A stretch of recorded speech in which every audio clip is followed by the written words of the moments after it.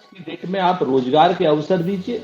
अगर supreme court सरकार को कहे कि राइट टू वर्क या राइट टू एम्प्लॉयमेंट हो जाए, उसके बाद आप इन सब चीजों को फ्रीबीज कह सकते हैं। कहीं पर साइकिल या स्कूटी दी जा रही है, उससे लड़की बच्चियां जो हैं हाई स्कूल के बाद ग्रेजुएशन तक पढ़ रही हैं और उसमें से कुछ आईएएस बन जा रही हैं, कुछ पीसीएस बन जा रही हैं, कुछ तहसीलदार बन जा रही है। कोई आदमी ये कहने को तैयार नहीं कि ब्लेड का दाम, साबुन का दाम, इलेक्ट्रिक बल्ब का दाम, कंप्यूटर के दाम, सबके दाम तय करता है व्यापारी, और गेहूं का दाम तय करती है सरकार। और उसके बाद कहते हो कि किसान को अगर आप उसका कर्जा माफ कर रहे हो तो फिस्कल डेफिसिट खराब हो रहा है। लेकिन मैं अपने समय की बात बता रहा हूं, 25,000 रुपए में एमबीबीएस होती थी। आज की डेट में 15 लाख या 18 लाख रुपए साल में हो रही है। सुप्रीम कोर्ट ने ऑब्जर्वेशन दे दिया कि पराली जली है तो इसलिए दिल्ली की हवा प्रदूषित है। कि भैया आप नहीं पराली जली। नहीं सुरेंद्र जी, ऐसा नहीं कहा। कोई भी व्यक्ति जो पर्यावरण को जानता है वो ये नहीं कह सकता है कि सिर्फ कंस्ट्रक्शन मटेरियल से ही होगा एयर पोल्यूशन, सिर्फ पराली से ही होगा एयर पोल्यूशन। ऐसा नहीं हो सकता है। बात सिर्फ इतनी थी कि जाड़े के वक्त उस समय जो मौसम होता है उसमें पराली जलती है, और पराली एक बड़ा फैक्टर है। जिस तरीके से गाड़ियों का जो धुआं है वो एक बड़ा फैक्टर है, जो कंस्ट्रक्शन एक्टिविटी है वो भी एक बड़ा फैक्टर है, इसी तरीके से वो एक फैक्टर है। और जितना पोल्यूशन उस वक्त था उससे कम है अब पोल्यूशन, और अगर आज पराली जलने लगेगी तो फिर से बढ़ जाएगा। ये तो कॉर्पोरेट सोशल रिस्पॉन्सिबिलिटी जो रूल्स 2013 में आए कांग्रेस गवर्नमेंट के दौरान, उस समय 2% का प्रावधान किया गया था। अगर तत्कालीन सरकार ये प्रावधान कर देती कि वो 2% जो सीएसआर है, जो कंपनी के प्रॉफिट का है, वो अपने ही एनजीओ में नहीं चला सकते हैं, उनको किसी इंडिपेंडेंट को देना पड़ेगा, तो आज ये स्थिति नहीं होती। हम तो नेहरू जी के समय से गाली खा रहे हैं। इसलिए गाली खा रहे हैं कि हमने पंचवर्षीय योजना बनाई। हम इसलिए गाली खा रहे हैं कि हमने पीएसयूज बनाए। हमने इसलिए गाली खाई कि हमने बैंकों का नेशनलाइजेशन किया। हमने इसलिए गाली खाई कि साहब हमने एक पाकिस्तान के 2 पाकिस्तान कर दिए। हमने इसलिए गाली खाई कि हरित क्रांति ले आए, दूध क्रांति ले आए, डिजिटलाइजेशन ले आए, पंचायती राज ले आए, राइट टू इन्फॉर्मेशन ले आए, राइट टू फूड ले आए, राइट टू एजुकेशन ले आए। हमें खानी है, लेकिन आप कम से कम जो हम लेके आए उसको सही कर लो। अगर उसमें एक आधी कोई कमी है तो हमारा ये कहना है कि जो सी वोटर टाइप के जो सर्वे हैं या जितने तरीके के, ये प्रायोजित कार्यक्रम है। इन प्रायोजित कार्यक्रमों पे बहुत ज्यादा दिमाग लगाने की जरूरत नहीं है। चुनाव से पहले ऐसा लग रहा था जैसे रोहिंग्या देश के ऊपर बैठ गए हैं, और अवैध जो अप्रवासी हैं इनको तो ये बिल्कुल अभी हवाई जहाज से हाथ में हथकड़ी पैर में बीड़ी जैसे अमेरिका ने हमारे भेजे थे ऐसे भेज देंगे। ये कांग्रेस के अपने सांसद का बयान कटिहार से, तारिक अनवर साहब का। तो ये आंतरिक कलह की बात तो ठीक लगती है।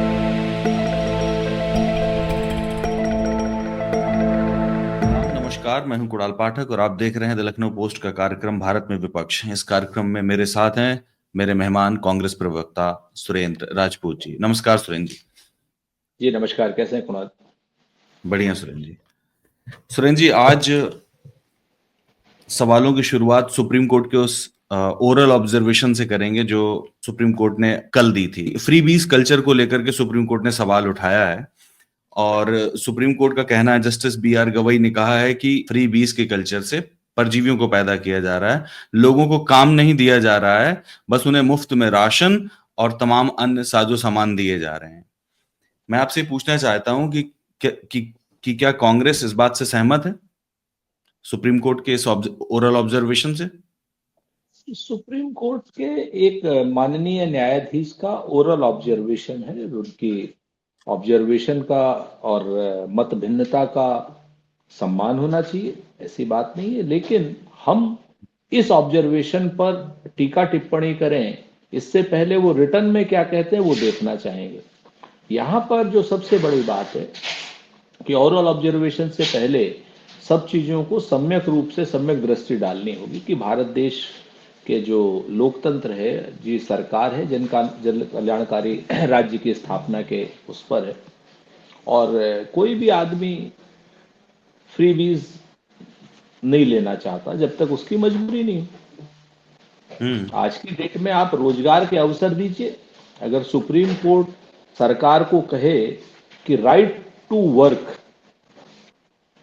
या राइट टू एम्प्लॉयमेंट हो जाए, उसके बाद आप इन सब चीजों को फ्रीबीज कह सकते हैं। अगर महिलाओं के लिए बस में मुफ्त यात्रा की बात हो रही है, या कर्नाटक जैसे राज्य में हम लोग जो है महिलाओं को सम्मान राशि दे रहे हैं जिससे वो महिला जो है अपने घर की मुखिया के तौर पर मानी जा रही है, तो उससे एक नहीं कई काम सध रहे हैं। उससे काम सधते हैं, जब मुखिया के तौर पे होते तो महिलाओं का सम्मान होता है, उसकी पूछ होती है। आज की डेट में हमारे समाज में आप सब जानते हैं कि कमाने वाले आदमी की पूछ है। तो अगर यहाँ पर महिलाओं की पूछ हो रही है तो इस बात का स्वागत सुप्रीम कोर्ट को करना चाहिए। हाँ, अगर बिल्कुल स्वागत होना चाहिए। कहीं पर साइकिल या स्कूटी दी जा रही है, उससे लड़की बच्चियां जो हैं हाई स्कूल के बाद ग्रेजुएशन तक पढ़ रही हैं और उसमें से कुछ आईएएस बन जा रही हैं, कुछ पीसीएस बन जा रही हैं, कुछ तहसीलदार बन जा रही हैं, कुछ अन्य जॉब में चली जा रही हैं, तो अगर वो स्कूटी या साइकिल हाई स्कूल के बाद नहीं दी गई होती, या वो कंप्यूटर या टैबलेट हाई स्कूल के बाद नहीं दिए गए होते, तो शायद उनको वो जो है सुविधा नहीं मिल पाती जो देश के धनाढ्य बच्चों को, कॉन्वेंट स्कूल में एजुकेटेड बच्चों को, और वो जो तमाम बड़ी बड़ी जगहों पे जो शिक्षा का व्यवसायीकरण कर रहे हैं उन बच्चों को मिलती है। तो हम क्रॉनिक कैपिटलिस्टों की तरफ देश को नहीं ले जा सकते हैं, एक बात। हाँ, यहाँ पर जो दूसरी बात अगर गवई साहब को हम कहें कि चुनावी राजनीति को दृष्टिगत रखते हुए सिर्फ और सिर्फ चुनाव में झूठे वादे करने वाले, जैसे भाजपा करती है।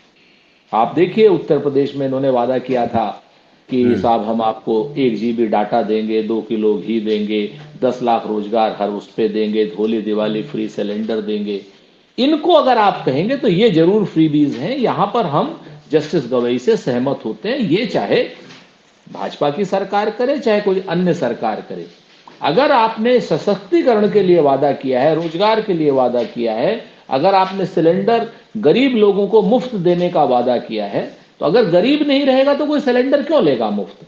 अगर 80 करोड़ आदमी, सुप्रीम कोर्ट जो बोल रहा है वो फ्री बीज जो है रिसेंट दिल्ली इलेक्शन के कंटेक्स्ट में ही बोल रहा था। सुनवाई जो हो रही थी वो होमलेस लोगों के लिए सुनवाई हो रही थी। यहाँ मुख्य मुद्दा ये है सुरेन जी की फिस्कल बैलेंस जो है वो बिगड़ता है इससे। क्या आप इस बात से सहमत हैं कि फिस्कल बैलेंस, भारत का जो फिस्कल बैलेंस है वो सुरक्षित रहना चाहिए, वो सिक्योर रहना चाहिए, तभी तो देश सुरक्षित रहेगा। ऐसा तो नहीं हो सकता है कि अगर भाजपा महिलाओं को 2500 रुपए की फ्रीबी देने की बात करती है और आप 2500 रुपए की बात करते हैं, आम आदमी पार्टी 2100 रुपए की बात करती है, तो भाजपा की खराब हो जाएगी और आम आदमी पार्टी की और कांग्रेस की ठीक होगी। ऐसा तो नहीं होगा, क्योंकि इन दोनों से ही फिस्कल बैलेंस गड़बड़ होगा। फिजिकल बैलेंस बनाता कौन? फिस्कल बैलेंस, हाँ, फिस्कल बैलेंस बनाता कौन है? सरकार बनाती, सरकार की रिस्पॉन्सिबिलिटी, एफआरबीएम एक्ट है, फिस्कल रिस्पॉन्सिबिलिटी एक्ट है। अगर वो एक्ट है तो किसके लिए? सरकार किसने बनाई है? क्या सरकार गौतम अडानी ने बनाई है, या सरकार आपने बनाई है, या सब लोगों ने मिलकर के सरकार, सारे गरीबों तो ने हम एक सब पद लोग के मिलके ऊपर? बनाते हैं सरकार, सब लोग मिलके तो बनाते हैं। सब लोग मिलकर बनाते हैं सरकार। तो हम्म आप देश के 10-12 उद्योगपतियों का 15 लाख करोड़ रुपया जो है माफ कर देते हैं, 15 लाख करोड़। और पूरे देश में जिसको आप फ्रीबीज कह रहे हैं और मैं कल्याणकारी बात कह रहा हूं, उसका पैसा इतना इतना नहीं जाता। हम्म तो देश के 11-12 लोगों का 15 लाख करोड़ रुपया माफ करने की बात कर रहे हैं, हम्म और उसमें आपका फिजिकल डेफिसिट नहीं हो रहा है खराब। फिजिकल डेफिसिट खराब के किस में हो रहा है कि हम साहब 1500 रुपया किसी महिला को दे रहे हैं, उसमें फिजिकल डेफिसिट हो रहा है। ये जो क्रॉनिक कैपिटलिस्टों की भाषा है, और ये मूल रूप से मीडिया के अंदर आ गई है, और ये उन लोगों के सुप्रीम कोर्ट, अंदर आ गई। सुनिए ना अभी, अब बात को खाली सुप्रीम कोर्ट के पीछे क्यों छुप जाते हैं आप भी यही सुप्रीम चाहते हैं। कोर्ट, आपका मतलब, मैं मीडिया की बात कर रहा हूं, आप भी यही जी, चाहते हैं। अगर आप ये नहीं चाहते होते तो मैं कोई रॉकेट साइंस की बात नहीं कर रहा हूं। आपको जवाब देना चाहिए ना सुप्रीम कोर्ट को, मीडिया को जवाब देना चाहिए सुप्रीम कोर्ट को, कि साहब एक तरफ हमारे करोड़ों लोग हैं जो 5 किलो राशन की लाइन में कोई सुप्रीम कोर्ट का जज लगता है? आप पत्रकार लगते हो या मैं लगता हूं? नहीं लगते ना। जिसको जरूरत है वो लगता है ना। 1000 रुपया, 1500 रुपया मेरे घर की, आपके घर की महिलाएं लेती हैं? नहीं लेती हैं। कौन लेता है? जिसे जरूरत है। थोड़ा बहुत लालच हो सकता है, लेकिन ये जो 15 लाख करोड़ गौतम अडानी से ही, जितने भी, मैं नाम खाली गौतम अडानी का ले रहा हूं क्रॉनिक कैपिटलिस्ट के उस पे, जो उनके पैसे वो 6-6 हजार करोड़, 1-1 लाख करोड़, 2-2 लाख करोड़ बैंकों से लेते हैं, फिजिकल डेफिसिट उनसे गड़बड़ होता है जब वो पैसा नहीं देते हैं। तो ये कृपा करके देश में एक बहस चलनी चाहिए कि आप पूरा मीडिया, एक बड़ा, बहुत बड़ा वर्ग मीडिया का आज की डेट में ये क्रॉनिक कैपिटलिस्टों का पिट्ठू बना। इसलिए सही सवाल पर जो है ये जवाब लेना नहीं चाहता, देना नहीं चाहता। सवाल करना चाहिए, गौतम अडानी से सवाल करते हैं, सुरेंद्र राजपूत से सवाल करना चाहिए, उनके लाखों करोड़ रुपए पर सवाल करते हैं, 1500 रुपए पर, एक साइकिल पर, एक कंप्यूटर पर सवाल करते हैं साहब। किसान पर न किसान को एमएसपी दो, न किसान को कुछ करो। आप हमको बताओ, सम्मान राशि, हम तो विरोध, क्या नाम, भाजपा का विरोध करते हैं, लेकिन कुछ पैसा किसान को मिलता है ना। आप मुझे बताओ कि किसान को 1 रुपया मत दो, आप मत दो, किसान का जो फसल का जो मूल्य है वो सही। मालूम है आपको, 1 किलो गेहूं में 32 लीटर पानी लगता, 32 लीटर पानी लगता है। मैं आपको बताऊं, इतनी खाद लगती, इतना पानी, इतना यूरिया, इतना डीएपी, उसके श्रम आप जोड़ दो और आप दे दो। मैं आपको एक छोटी सी बात बताता हूं, 1962-63 में 40 या 45 रुपए की 3000 ईंट आती और 40 या 45 रुपए तोला सोना होता था और गेहूं का दाम 2 या 3 रुपए क्विंटल था, 2 या 3 रुपए किलो, ठीक है ना। आज गेहूं का दाम सरकारी रेट के अनुसार 21, 22, 23 रुपए किलो, ठीक है ना। उस समय आप ये देखिए कि 10 क्विंटल गेहूं में आपका 1 तोला सोना आ जाता। आज की डेट में कितने में आता है? कोई आदमी ये कहने को तैयार नहीं कि ब्लेड का दाम, साबुन का दाम, इलेक्ट्रिक बल्ब का दाम, तमाम चीजों के, कंप्यूटर के दाम, सबके दाम तय करता है व्यापारी और गेहूं का दाम तय करती है सरकार। और उसके बाद कहते हो कि किसान को अगर आप उसका कर्जा माफ कर रहे हो तो फिस्कल डेफिसिट खराब हो रहा है। अरे फिजिकल डेफिसिट खराब हो रहा है बड़े बड़े क्रॉनिक कैपिटलिस्टों का पैसा माफ करके। तो सुप्रीम कोर्ट सहित पूरे देश, सुप्रीम कोर्ट से पूरे सम्मान के साथ कहता हूं कि कंप्लीट, अब तो पराली नहीं जल रही ना, सुप्रीम कोर्ट से कहिए, अब तो पराली नहीं जल रही तो दिल्ली की हवा क्यों प्रदूषित है, कहिए उनसे जाकर के। हमारा किसान खरौनी बॉर्डर पर और राजपुरा बॉर्डर पर पड़ा हुआ है, संभी बॉर्डर पर पड़ा हुआ है। जगजीत सिंह डल्लेवाल जो है, आज 80वां दिन है उनके अनशन का, मरने की नसें ब्लॉक हो गई है उनकी, और मांग क्या रहे हैं, जो सरकार ने मांगे मानी थी उनकी, उसको कह रहे हैं इंप्लीमेंट कर दो एमएसपी को। भाई हमारा दाम, आप हमारी चीजों का दाम सही दे दो, हमको फिर मत दो कुछ भी। हमसे तो क्या नाम लगा करके माथे पर हम सारी चीजें अपने दाम पे ले लोगे और उसके बाद कहोगे हमें सपोर्ट भी ना करें। आप बताओ हमसे कौन से गांव के स्कूल, सरकारी स्कूल चल रहे हैं, बच्चे, मजदूर तक के बच्चे मॉन्टेसरी स्कूल में पढ़ने के लिए वो है। अगर सरकारी स्कूलों में उतनी उच्च दर्जे की शिक्षा हो, आप बताओ, आपके समय में नहीं तो मैं नहीं जानता, लेकिन मैं अपने समय की बात बता रहा हूं, 25,000 रुपए में मेडिकल कि वो इंट्रेंस हो जाए, 25,000 रुपए साल में जो है एमबीबीएस होती थी। आज की डेट में 15 लाख या 18 लाख रुपए साल में हो रही है। तो भाई साहब सारी चीजें आप सारे उद्योगपतियों को दे दोगे और आम आदमी को कुछ नहीं दोगे, नहीं चलेगा। सुप्रीम कोर्ट सिर्फ इतना कह रहा है सुरेंद्र जी, वो किसी राजनीतिक दल विशेष से सवाल नहीं पूछ रहे थे। सुप्रीम कोर्ट का सिर्फ ये कहना है कि जब आप कहते हो कि हम 2,000 देंगे, 5,000 देंगे, 10,000 देंगे, स्कूटी देंगे, ये देंगे, वो देंगे, तो कोर्ट का कहना सिर्फ इतना था। मेरा सवाल सिर्फ कोर्ट की बात पर है। कोर्ट का कहना सिर्फ इतना था कि भाई हम तो कोर्ट का पूरा सम्मान कर रहे हैं, लेकिन कोर्ट हमारा भी तो सम्मान करे। मेरी बात तो सुन लीजिए। कोर्ट का कहना सिर्फ इतना था कि राजनीतिक दल रोजगार का वादा करें, काम दें, काम करने की बात करें कि हम काम देंगे, आपको काम मिलेगा। इस किस्म की बात, ऐसा नहीं कि आप मुफ्त में पैसा दे दें, ये कहने का मतलब। अरे उनके कहने का मतलब बहुत धन्यवाद, आप समझा रहे हैं। भाई आप हमारी बात भी तो सुप्रीम कोर्ट को समझाओ ना। हम तो कहते, इस बात से तो हम कह रहे हैं कि रोजगार का वादा, right to employment, Supreme Court आदेश दे सबको, बिल्कुल होना चाहिए राइट टू एम्प्लॉयमेंट। नहीं होना चाहिए, क्यों नहीं होना चाहिए? जिस दिन राइट टू एम्प्लॉयमेंट आ जाएगा, अगर है सब लोगों में, वो राइट टू एम्प्लॉयमेंट दे दे, उसके बाद ये सारी फ्रीबीज जिसको आप कहते हैं और हम जन कल्याणकारी बात कहते हैं, अपने आप खत्म हो जाएंगे। भाई आप बात समझिए। तो मेरा ये कहना है, ये दो तरफी व्यवस्था होनी चाहिए, एक तरफी व्यवस्था नहीं होनी चाहिए। सुप्रीम कोर्ट ने ऑब्जर्वेशन दे दिया कि पराली जली है तो इसलिए दिल्ली की हवा प्रदूषित है। ये भैया आप ऐसा नहीं नहीं पराली जली। नहीं सुरेंद्र जी, ऐसा नहीं कहा सुप्रीम कोर्ट ने। देखिए, कोई भी व्यक्ति जो पर्यावरण को जानता है वो ये नहीं कह सकता है कि सिर्फ कंस्ट्रक्शन मटेरियल से ही होगा एयर पोल्यूशन, सिर्फ पराली से ही होगा एयर पोल्यूशन। ऐसा नहीं हो सकता है। बात सिर्फ इतनी थी कि जाड़े के वक्त उस समय जो मौसम होता है उसमें पराली जलती है, और पराली एक बड़ा फैक्टर है। जिस तरीके से गाड़ियों का जो धुआं है वो एक बड़ा फैक्टर है, जो कंस्ट्रक्शन एक्टिविटी है वो भी एक बड़ा फैक्टर है, इसी तरीके से वो एक फैक्टर है। बस इतनी बात, ऐसा नहीं है। और जितना पोल्यूशन उस वक्त था उससे कम है अब पोल्यूशन, और अगर आज पराली उससे जलने लगेगी तो फिर से बढ़ जाएगा। सुन लीजिए, अब इसको भी सुन लीजिए, किसान का बेटा हूं इसलिए कह रहा हूं। जी।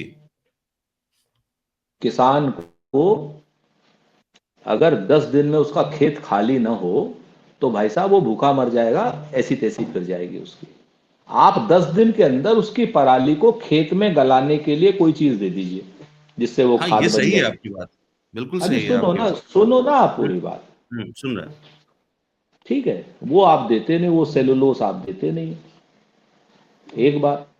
और दूसरी जो आपने बात कही पॉल्यूशन को लेकर के, जी। पॉल्यूशन एक चीज से नहीं होता, ये भी बात सच है। हम्म। कंस्ट्रक्शन एक्टिविटी पर आप कोई एफआईआर नहीं कराओगे। आप रोड पर जो व्हीकल चल रहे हैं उसके जो टायर, उसके धुएं से कम उसका जो हम्म। टायर सड़क पर घिसता है, रबर, हम्म। उससे सबसे ज्यादा पोल्यूशन होता है। माइक्रोप्लास्टिक्स। उस जी। हाँ, उस पर आप कोई रोक नहीं लगाओगे कि कारें ज्यादा नहीं। उस समय तो आपकी एक टोटल एक बिजनेस लॉबी आती है कि हम ऐसा करते हैं, आपको जीरो उस पे क्या बोलते हैं, कौन सी ईएमआई होती है, हाँ, जीरो 100% लोन इंटरेस्ट पर दे फाइनेंस। देंगे। हाँ जीरो हाँ इंटरेस्ट। हाँ हाँ, जीरो इंटरेस्ट पर दे देंगे। फिर तो बड़ी बल्ले बल्ले होती है कि ये कार बिक रही, वो कार बिक रही, ये कर रही, वो। इस पर तो सुप्रीम कोर्ट ना सरकार ना आप कभी कितने, आप मुझे बताओ, आपका तो खैर नया चैनल है, आप हम मुझे रेगुलर बताओ करते हैं। अरे रेगुलर सुनिए, रेगुलर पर्यावरण की खबर रहती है। जी। अरे चल। सुनिए सुनिए सुनिए, परेशान ना होइए। वो हाँ, जब जब सवाल करोगे तो आपको जवाब भी मिलेगा, और आपके हम्म। लिए भी कहीं ना कहीं कुछ कठिन सवाल होंगे। हम अगर हम तैयार हैं। सवाल, हाँ हाँ, हम सवाल कर रहे हैं तो इसका मतलब आपकी आलोचना नहीं है, सुझाव है। बिल्कुल। ठीक है ना? तो जी। आपके जरिए मैं उन सारे मेन स्ट्रीम के मीडिया के चैनलों को कह रहा हूं कि वो हम्म। एक रिपोर्ट अपनी बता दें कि भाई हम्म। सड़क पर इतने संख्या में वाहन जो वो आ रहे हैं, इस पर रोक लगनी चाहिए। ऐसी पीआईएल या ऐसी कोई सूचना, ऐसा कोई बहस कोई मेन स्ट्रीम मीडिया का कर रहा हो। क्योंकि टायर और जब सड़क में आपस में घर्षण होता है तो उससे एक जो प्रदूषण होता है वो जानलेवा प्रदूषण है। ठीक है ना? एक आप मुझे ढूंढ ढांड करके आज नहीं अगले हफ्ते दिखा देना। ठीक है। ठीक है ना? जिसमें ऐसा तो है क्या कि हम्म। हम्म। आप सब लोग मार्केट से ड्रिवन हो। क्योंकि हम्म। ऐसा अगर आप करोगे तो सुजुकी कंपनी वाले ऐड बंद कर देंगे, अपोलो हम्म। टायर वाले ऐड बंद कर देंगे, ब्रिज स्टोन वाले ऐड बंद कर देंगे, टोयोटा वाले ऐड बंद कर देंगे। और वो लोग करते क्या है, अपने उस कमाई का एक छोटा सा हिस्सा मलकानगिरी के जंगल के आदिवासियों के लिए आपने किया और 2 महीना उसका सीएसआर फंड दिखाएंगे। हम्म। तो ये देखिए, ये बेईमानी नहीं चलने वाली। और उस सीएसआर फंड में किसी आईएएस की, किसी जज की, किसी फलाने की, किसी पत्रकार की पत्नी होगी, तो बड़ा हम्म। धर्म का काम करेंगे। और मेरा बेचारा किसान, उसको ना तो आप खाद दोगे, ना सेलुलोस दोगे, ना कुछ, हम्म। और उसके एफआईआर करोगे अलग से। भाई आप जिस तरीके से किलो में तौलो या लीटर में मापो, सुप्रीम कोर्ट को चाहिए कि इन कंपनियों के सरकार के खिलाफ भी एफआईआर करावे, खाली किसानों के खिलाफ है भाई, क्योंकि गरीब की जोरू गांव भर की भौजाई। आपकी बात सही है। आप कहें तो एक सवाल पूछूं आपसे, मुझे एक चीज याद आ गई इसी में। पूछिए पूछिए, तो जो पूछना है पूछिए, हम तो सबका जो जवाब देने के लिए तैयार। हाँ, बिल्कुल। ये जो सीएसआर रूल्स हैं, कॉर्पोरेट सोशल रिस्पॉन्स, जैसे आपने कहा ना, जो हम्म वो अपने में ही खर्च कर लेते हैं, और किसी आईएएस की पत्नी, तो कॉर्पोरेट सोशल रिस्पॉन्सिबिलिटी जो रूल्स थे 2013 में आए थे, हम्म कांग्रेस गवर्नमेंट के दौरान, यूपीए 2 गवर्नमेंट के दौरान। उस समय 2% का प्रावधान किया गया था, और उन प्रावधानों में यही था कि वो अगर कांग्रेस सरकार अगर तत्कालीन सरकार ये प्रावधान कर देती कि वो 2% जो CSR है, जो कंपनी के प्रॉफिट का है, वो अपने ही एनजीओ में नहीं चला सकते हैं, उनको किसी इंडिपेंडेंट को देना पड़ेगा, तो आज ये स्थिति नहीं होती। गौतम अडानी के पास जो भी आता है 2% अपने उसी में लगा लेते हैं।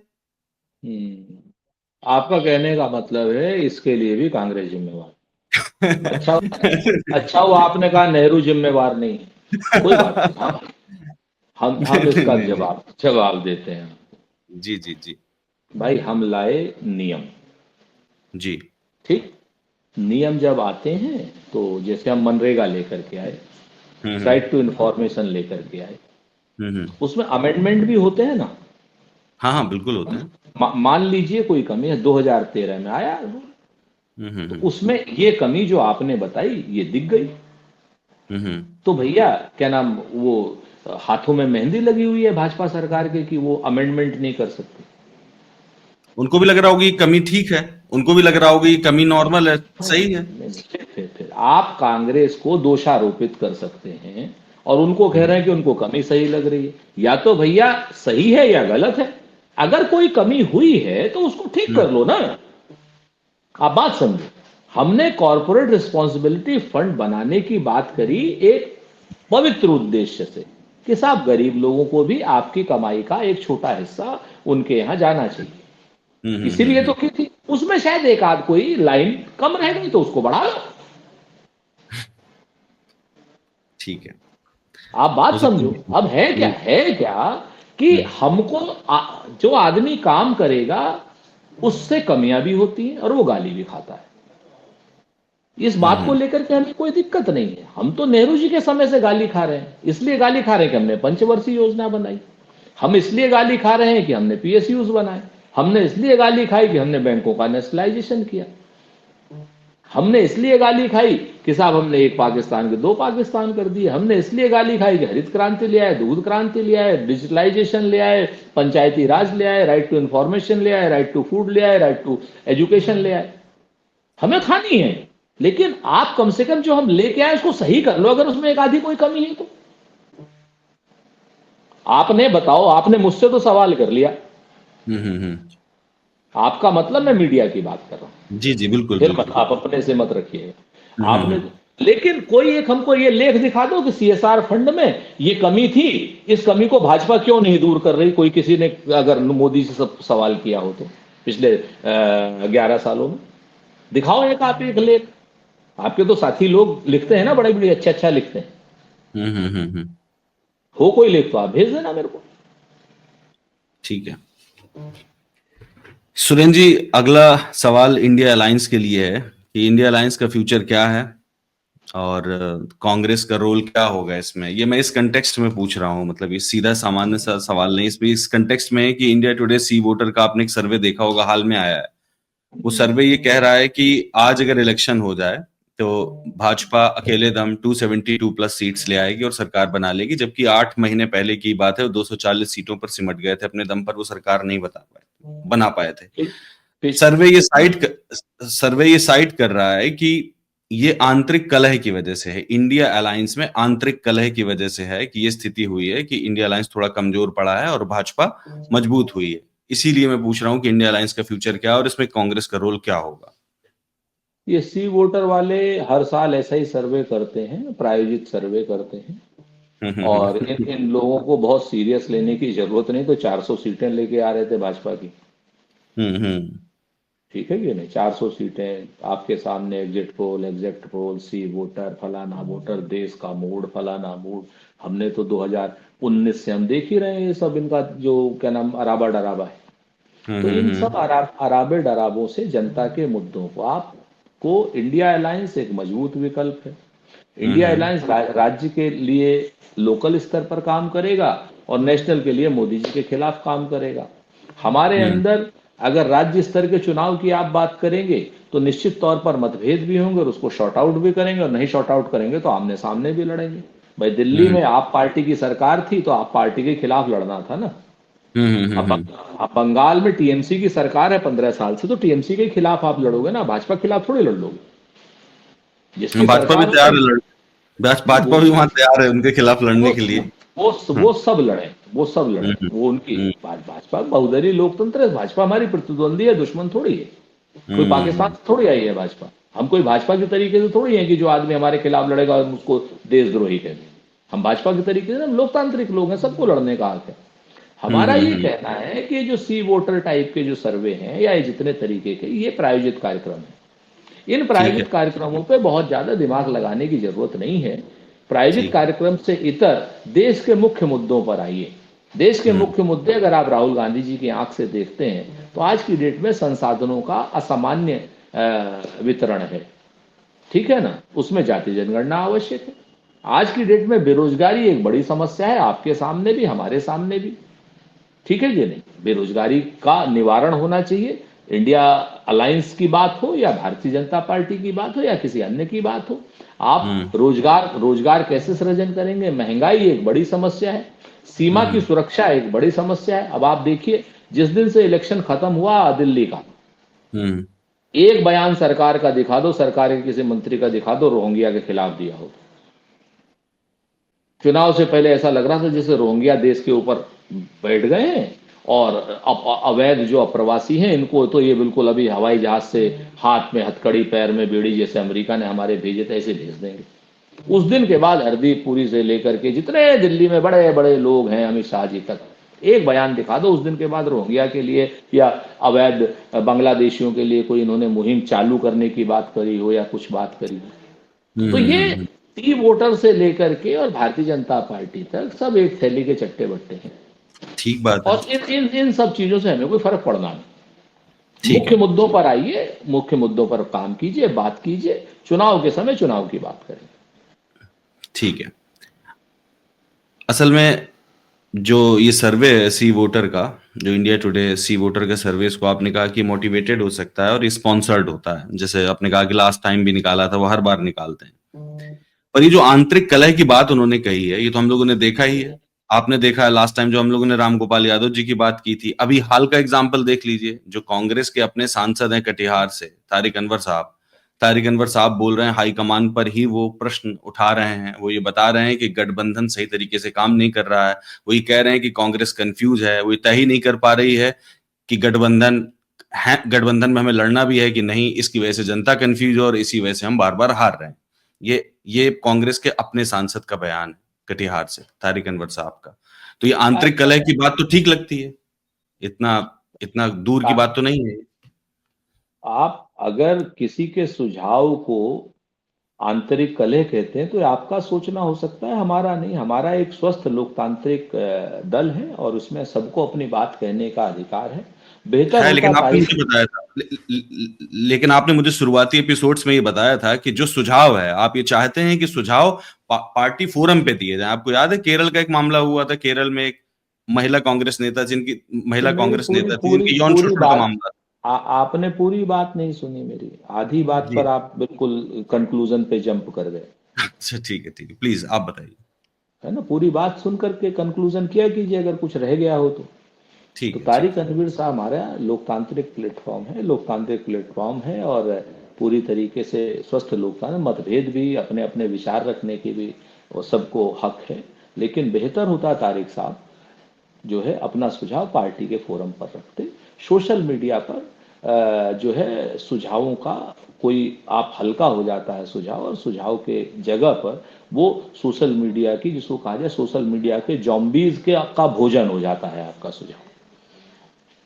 तो हमारा तारिक अनवर साहब से फिर से विनम्र अनुरोध है कि कोई जो भी बात है पार्टी के उचित फोरम पर रखें और वहां पर बात बिल्कुल पूरी तरीके से होनी चाहिए और एक दूसरे की बात सुनना क्या नाम स्वस्थ लोकतांत्रिक परंपरा का हिस्सा है। और रही बात दूसरे दलों की, तो हम तो अपने दल में भी गुटबाजी को कहते हैं कि गुटबाजी स्वस्थ लोकतंत्र के लिए आवश्यक है। तो हम जब दूसरे दलों से बात करेंगे तो स्वाभाविक रूप से हमारे मतभेद होंगे। लेकिन ब्रॉडर स्पेक्ट्रम के लिए, बड़े लोकतंत्र के चीजों को बचाने के लिए, बड़े बिंदुओं के लिए हम एक आए हुए हैं। सारे के सारे दल जानते हैं कि आज की डेट में देश को क्रॉनिक कैपिटलिस्टों के हाथ में कौन दे रहा है। तो मोदी जी के खिलाफ हम एक होंगे, अपने अपने मतभेदों को किनारे रख करके या भुला करके या उनको शॉर्ट आउट करके। आगे आने वाले समय में आप लोगों को और भी मतभेद दिखाई दे सकते हैं, लेकिन इसके साथ साथ आपको और भी चीजें जो है सॉल्यूशंस दिखाई देंगे। जैसे मैंने पिछले ही हफ्ते, आपने राम गोपाल जी के इंटरव्यू के लिए कहा था, मैंने कहा मुझे नहीं मालूम जी जी राम गोपाल जी की बात अखिलेश जी से होती है या नहीं, लेकिन उससे बिल्कुल अगले दिन देखिए कि जब अमेरिका से अवैध प्रवासियों या जो हमारे भारतीय नागरिकों को हाथ में हथकड़ी पैरों में बेड़ियां डाल करके बांधा है, तो जो संसद में प्रदर्शन हुआ था, मल्लिकार्जुन खड़गे साहब के एक हाथ के नीचे, एक हाथ के साथ में राहुल गांधी जी थे, दूसरे हाथ के साथ में अखिलेश यादव जी थे, और उसके बाद वहीं से वो डीएमके की यूथ की रैली में भी दोनों लोग साथ गए थे।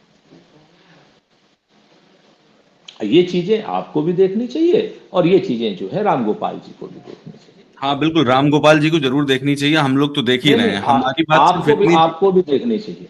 हाँ हमारी बात सिर्फ इतनी है कि अगर हेयर लाइन फ्रैक्चर भी हो रहा है तो उसको बताएं, ऐसा नहीं कि जब पैर पूरा अलग ही हो जाए तब बताया जाए। हेयर लाइन फ्रैक्चर हो रहा है, अगर दिख रहा है तो उसको बता दें। अब जैसे आपने तारिक अनवर साहब की बात कही, तो मुझे लगता है कि मतलब जितनी मेरी समझ है वो काफी सीनियर लीडर है, उन्हें पता होगा कि कौन सी बात उन्हें प्लेटफॉर्म पर बोलनी चाहिए, पार्टी के प्लेटफॉर्म पर जाकर, और कौन सी बात अगर वो सोशल मीडिया पे बोलेंगे तो उसका क्या असर पड़ेगा। तो मुझे लगता है उन्होंने सोच समझ के बोला होगा। उन्हें शायद ये लग रहा हो कि पार्टी को मैसेज देना चाहिए मुझे बाहर से बोल के, तो उन्होंने बाहर से बोल दिया, वरना उनके पास प्लेटफॉर्म की कमी नहीं होनी चाहिए पार्टी में। बाहर से बोल करके चाहे कोई कितना भी सीनियर हो, हम्म सोनिया जी से तो सीनियर नहीं है ना, हम्म। खड़गे साहब से तो सीनियर नहीं है ना। तो पार्टी फोरम पे ही बोला जाएगा, सीनियरिटी चाहे हो चाहे जूनियरिटी हो। अगर आपको अपनी बात का वास्तविक जो है सॉल्यूशन चाहिए तो पार्टी फोरम एक उचित फोरम होता है। सोशल मीडिया का फोरम कहीं पर भी उचित फोरम नहीं है। वो चाहे मैं हूं, चाहे तारिक अनवर साहब हूं, और हमारी पार्टी में स्वस्थ लोकतंत्र है, इसलिए हम ये बात कह सकते हैं। ठीक है सुरेंद्र जी, यही बात थी जो आंतरिक कलह है, वो जो मतलब आप इसको सर्वे को इसको तो कह इसको सकते हैं, इसको सर्वे कलह को। नहीं कह सकते। हम्म इसको ये बिल्कुल कोई कलह नहीं है। ये बात को, अपनी अपनी बात को निवारण का तरीका है, और हर शख्स के पास ये अधिकार है। हमारे जो CWC है, तारिक अनवर साहब हमारे अच्छे और सबसे बड़े एक निष्ठ कांग्रेसी हैं। तो हम्म। जब जो निष्ठ कांग्रेसी होते हैं उन्हें पता होता है कि फोरम पर बात करनी चाहिए, कभी कभी निकल जाती है सोशल मीडिया पर। ठीक है, लग तो नहीं रहा कि कभी कभी की तरह निकली होगी, पर फिर भी आप कह रहे हैं तो मान लेते हैं कि आंतरिक कलह नहीं है। ठीक है, थैंक यू सुरेंद्र जी इस बातचीत के लिए।